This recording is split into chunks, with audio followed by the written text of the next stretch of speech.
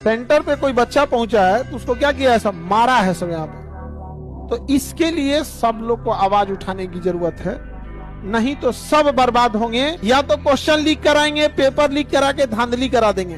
बच्चा अगर आवाज उठाएगा तो उसको मार कूच देंगे लोग यहाँ पर। अगर आप लोग आवाज नहीं उठाएंगे तो आप सब तैयार रहेंगे भैंस के तबेला में परीक्षा देने के लिए। अगर ये धांधली पे आप चुप बैठेंगे तो धीरे धीरे इन्हें लगेगा ये परीक्षा को भी राजनीति बना देंगे सब।